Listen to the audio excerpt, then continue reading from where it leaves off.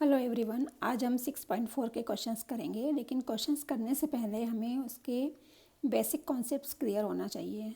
तो ये जो बेसिक कॉन्सेप्ट्स हैं उसके लिए मैंने प्रीवियस वीडियोस दिए हैं एनसीईआरटी बुक के चैप्टर 6 के स्क्वायर एंड स्क्वायर रूट्स के पार्ट 1, पार्ट 2 एंड पार्ट 3 में। तो जब भी आप क्वेश्चंस करें तो पहले आप ये प्रीवियस वीडियोज़ ज़रूर देख लें। तो अब हम शुरू करते हैं। स्क्वायर रूट फाइंड करते हैं डेसिमल नंबर का। तो ये डेसिमल नंबर है 7.29। तो इसका हम अब स्क्वायर रूट किस तरह से फाइंड करें, उसके लिए सबसे पहले हम बार लगाते हैं। तो बार लगाने का मेथड बताया था मैंने प्रीवियस वीडियोस में कि डेसिमल के जस्ट पहले वाले के बार एज़ यूजुअल जैसे लगाते आ रहे वैसे ही लगाना है। अब यहाँ एक ही डिजिट है डेसिमल के पहले, तो यहाँ एक सिंगल पे बार, और आफ्टर डेसिमल में डेसिमल के जस्ट बाद ही स्टार्ट करना है बार को। तो जस्ट बाद में 2 है और उसके बाद 9 है, तो 2 और 9 दोनों पर एक बार। अगर इसके बाद और डिजिट है, मान लो यहाँ पे 8 है, तो केवल 8 पे बार नहीं लगेगा, 8 के साथ एक ज़ीरो लगाएंगे, उसके बाद बार लगाएंगे। और अगर और भी डिजिट चाहिए हमें आफ्टर डेसिमल के बाद आंसर स्क्वायर रूट के आंसर में, तो हमें फिर दो के ज़ीरो लगा के बार लगाते जाना है। तो वो अभी बात की बात है। तो अभी हम इसको स्टार्ट करते हैं। तो ये 7.29 हमने ले लिया। अब सबसे पहले हम पहला वाला बार है 7 पे, तो हम 7 के लिए एक ऐसा नंबर देखेंगे जो इससे 7 से लेस हो। जैसे 2 का स्क्वायर 4 हुआ, 3 का स्क्वायर 9, तो 3 का स्क्वायर 9 इससे माइनस नहीं होगा, इससे हम 2 का स्क्वायर लेंगे। तो ये आया 5। अब यहाँ पे डेसिमल आ गया, इससे यहाँ पे पॉइंट लग जाएगा। अब नेक्स्ट बार 2 9 के ऊपर है, तो 2 9 एक साथ हम यहाँ पे ले लेंगे। अब 2 9 लेने के बाद हम देखेंगे, अच्छा ये 2 और 2 को ऐड करेंगे, ये 4 हुआ। अब एक डिजिट यहाँ लेना है और सेम डिजिट यहाँ लेना है। जैसे हमने लिया 7, तो 7 जब हम यहाँ लेंगे तो हम 7 को यहाँ पर भी लेंगे। अब 7 का 47 से मल्टीप्लिकेशन कितना आता है, 3 बचेगा, है ना। तो 7 का 47 से मल्टीप्लिकेशन आया 3 9 29, और माइनस करने पे बना 0। जब 0 आया इसका मतलब ये स्क्वायर रूट का क्वेश्चन कंप्लीट हुआ। तो 7.29 जो है वो 2.7 का स्क्वायर है, मतलब 2.7 इंटू 2.7 करेंगे तो हमको 7.29 मिलेगा। मीन्स इसका आंसर हुआ स्क्वायर रूट ऑफ 7.29 इज़ 2.7। ये आंसर हुआ 2.7। अब नेक्स्ट क्वेश्चन क्या था हमारा, 42.25। इसमें भी हम डेसिमल के जस्ट पहले 2 और 4 है उस पर एक बार, और डेसिमल के बाद में 2 और 5 है तो उसका एक बार।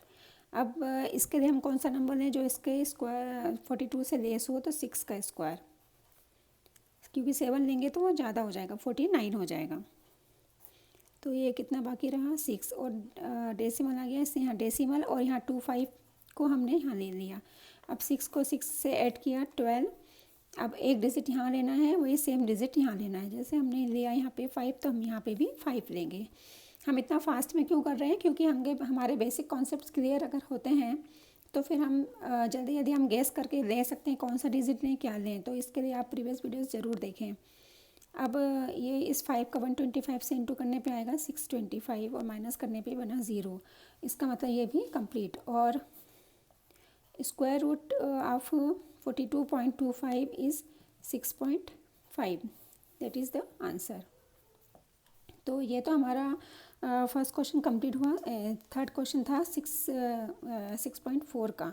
अब आते हैं हम नेक्स्ट क्वेश्चन में। तो नेक्स्ट क्वेश्चन है हमारा, find the number of digits in the square of each of the following numbers without any calculation. बिना किसी कैलकुलेशन के हमको बताना है कि ये जो डिजिट्स हैं 64, 144, फिर 4489 एंड 27225 एंड 390625, अगर इनका स्क्वायर निकालें, स्क्वायर रूट नहीं निकालना है, बिना निकाले ही हमको बताना है कि हमारे जो आंसर आएंगे वो क्या आएंगे।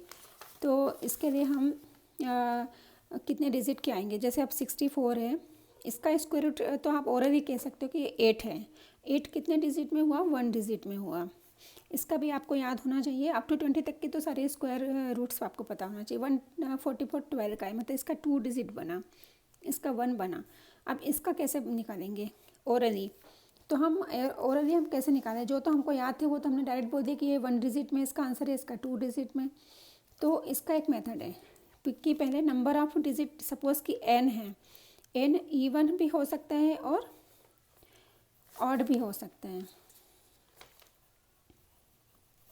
अब n इवन है मतलब जैसे 1 और 2, 2 डिजिट है मतलब इवन है। 1 2 3 ये 3 डिजिट है मतलब ये ऑड है। 1 2 3 4, 4 एक इवन नंबर है मतलब ये इसमें आएगा। ये 1 2 3 4 5 है तो ये ऑड हुआ, ठीक है।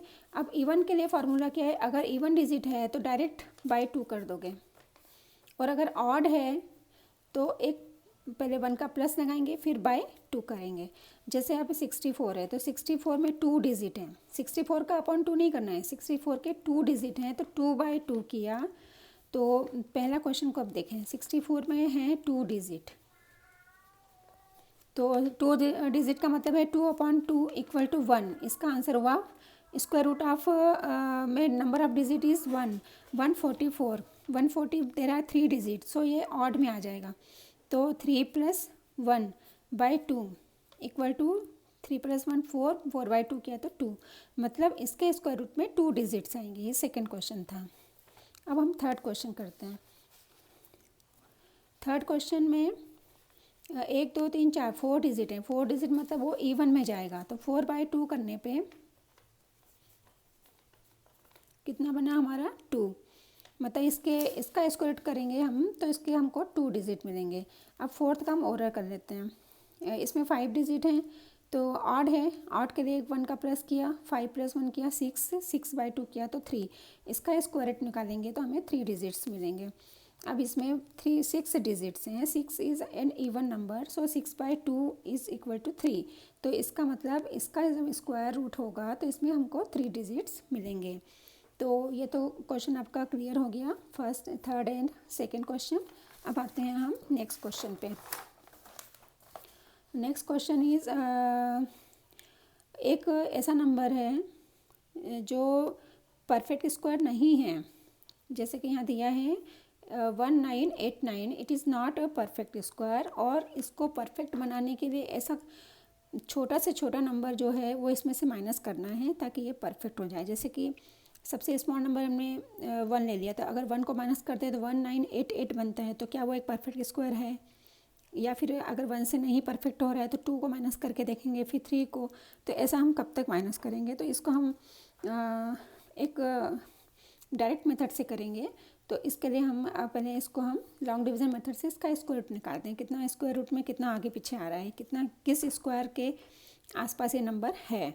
तो इसके लिए हमने वही लॉन्ग डिवीज़न मेथड से इसके बार बना लिए, 1s प्लेस से 10s प्लेस का एक और उसके बाद 100 से 1000 का एक। अब ये 19 के स्क्वायर से लेस है क्योंकि 5 का लेते हैं तो 25 आ जाएगा, ठीक है। तो अब हमने ले लिया 4 4 जा 16, माइनस किया 389, नेक्स्ट बार 389। अब इस 4 को 4 से ऐड किया 8। अब हम यहाँ पे लेंगे 4 को लेने पे मल्टीप्लिकेशन बना, हाँ 336।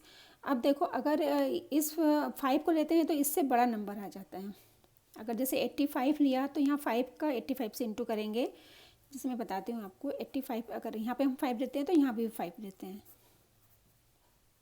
तो 425 आया, 425, वो इससे ग्रेटर हो गया। तो हमें इससे लेस अब फिर 4 ही बचा, क्योंकि 4 और 5 के बीच में कोई और नंबर नहीं ले सकते, तो हमने 4 लिया। 4 लेने पे ये लेस आया, इसका मतलब ये परफेक्ट नहीं है। अगर परफेक्ट होता तो यहाँ 389 आता और 389 बन के 0 बन जाता। तो 389 तो 4 पे आ रहा है ना 5 पे आ रहा है, 4 पे ज़्यादा 5 पे ज़्यादा हो जाता है, 4 पे लेस हो जाता है। तो कितना लेस आया ये माइनस करने पे 53 लेस आया है। इसका मतलब अगर ये नंबर 53 से इसको हम सब्ट्रैक्ट कर दें, कम कर दें, तो फिर ये 336 बना देगा यहाँ पे, है ना।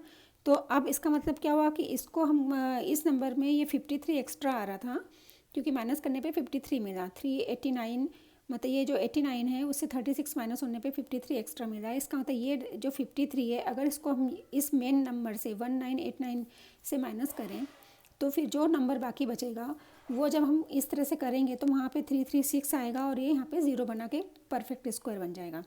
इसका मतलब जो आंसर हुआ कि जो लिस्ट नंबर है वो हम कितना सब्ट्रैक्ट करें, तो कितना सब्ट्रैक्ट करेंगे हम 53, और फिर वो तब किसका स्क्वायर हो जाएगा, ये 44 का जो नंबर आएगा वो 44 का स्क्वायर हो जाएगा। तो यहाँ पे 2 क्वेश्चन थे, लिस्ट नंबर बताओ, तो list number is 53 and then find the square root of that number. तो जब माइनस करने पे जो नंबर आया उसका स्क्वायर रूट बनेगा 44, तो 44 को निकालने की ज़रूरत नहीं है, वो हमको यहीं डायरेक्ट मिल रहा है आंसर। तो ये क्लियर हो गया। सब्ट्रैक्शन के लिए क्या करना है, इस तरह से हमको लेस नंबर मिलेगा, माइनस करने पे हमको नंबर मिल जाएगा कि कितना नंबर हम यहाँ से हटा दें, सब्ट्रैक्ट कर दें। अब नेक्स्ट क्वेश्चन जो है 5, वो भी इसी तरह से ही है। उसमें दिया है कि कितना नंबर हम ऐड करें कि वो परफेक्ट हो जाए, मतलब जैसे यहाँ पे हमने माइनस किया था 53 को, अब नेक्स्ट क्वेश्चन में है 1750, इसमें है कि ये परफेक्ट नहीं है, तो और कितना इसको ऐड करें, 1 ऐड करने से क्या परफेक्ट हो जाएगा, कि 2 ऐड करने से होगा, कि 3 ऐड करने से, कितना हम ऐड करें कि ये परफेक्ट हो जाए। तो इसको भी हम इसी मेथड से करेंगे, और जैसे इसमें हम पहले बार लगा लेते हैं। अब ये किससे हो रहा है, 4 से ही हो रहा है फिर से, तो 4 माइनस किया तो यहाँ पे 1, और नेक्स्ट बार आया 50, यहाँ 4 से 4 को ऐड किया तो 8 बना। अब हम कितना लें, अगर हम यहाँ पे 1 लेते हैं दोनों साइड, यहाँ पे 1 यहाँ पे 1, और 1 का 81 से इंटू 81 बहुत छोटा है। अगर हम 2 लेते हैं तो क्या आ रहा है, वो ग्रेटर हो गया। और हमने ग्रेटर क्यों लिया, क्योंकि हमको यहाँ पे ऐड करना है, तो कितना हमको ये 50 की जगह कितना एक्स्ट्रा होता कि यहाँ 164 हो जाता, तो कितना, इसको अलग से हम 164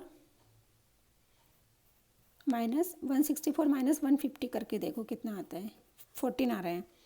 ठीक है, तो मतलब अगर ये नंबर में यहाँ पे 164 होता तो ये 0 बन जाता, मतलब इसको कितने की नीड है, 14 नंबर की और नीड है, मतलब 14 नंबर और चाहिए। अगर यहाँ पे इस नंबर में 14 और एक्स्ट्रा हो जाता तो ये क्या हो जाता, परफेक्ट स्क्वायर हो जाता है। इसका मतलब हमें यहाँ पे कितना ऐड करना पड़ेगा, 14। इसका तो एक और मेथड है, जैसे हमने ऊपर किया था उसी टाइप से करो, फिर हमको दिखेगा कि 44 से ये हमें सब्ट्रैक्ट का मेथड मिल रहा है, तो 45 से हमें ऐड का मेथड मिलेगा। इस तो वो 2-3 स्टेप ज़्यादा जाती है, इससे हम इसको डायरेक्ट कर सकते हैं।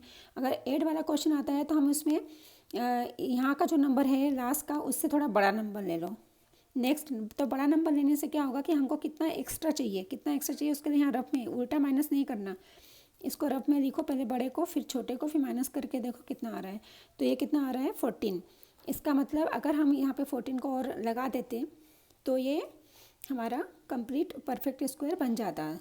और उस किसका बन जाता फिर वो 42 का, क्योंकि हमने 42 पहले से एक्स्ट्रा लेके रखा था। तो इसका आंसर बनेगा list number is 14 and square root is 42।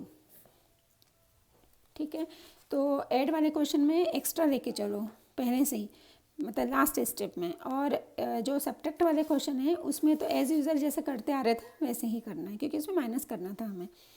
ठीक है, ये दोनों क्वेश्चन क्लियर हुए। अब नेक्स्ट आते हैं। नेक्स्ट क्वेश्चन है राइट एंगल ट्रायंगल ABC है और एंगल भी 90 का है। तो सबसे पहले हम एक राइट ट्रायंगल बना लेते हैं। ये राइट एंगल ट्रायंगल है और इसमें B को 90 लिखा है, तो इससे जहाँ पे भी 90 का एंगल है, 90 के एंगल का सिंबल तो सबको पता ही है, 90 लिखने की ज़रूरत नहीं, बस ऐसा स्क्वायर बना दो तो वो 90 हो जाता है। यहाँ पे B, अब A और C आपकी मर्जी, आप कहीं पे भी लिख सकते हैं।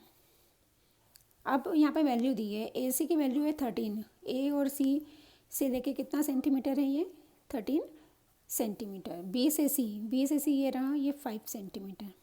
तो AB कितना है, क्वेश्चन मार्क लगा देते हैं। तो ये जो क्वेश्चन है ये आप अर्लियर क्लासेस में देख चुके हो, पाइथागोरस प्रॉपर्टी को। ठीक है, तो पाइथागोरस प्रॉपर्टी क्या होती है, एक बार रिवाइज कर लेते हैं। पाइथागोरस प्रॉपर्टी में सबसे पहले तो राइट ट्रायंगल होना चाहिए, जो कि है हमारे पास। B पर 90 है। अब इसमें आइडेंटिफाई करो कि हाइपोटेनियस कहाँ होगा। तो हाइपोटेनियस किसको बोलते हैं, जो 90 जहाँ पर भी है उसके अपोजिट साइड को, बी पर 90 है तो उसका अपोजिट साइड क्या हुआ, ए से सी, ये बना hypotenuse,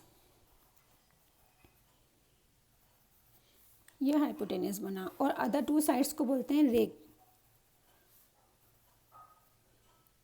leg of the right triangle.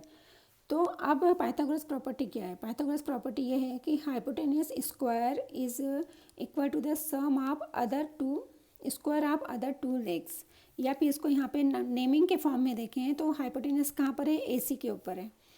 तो AC का स्क्वायर जब करेंगे तो हमें AB का स्क्वायर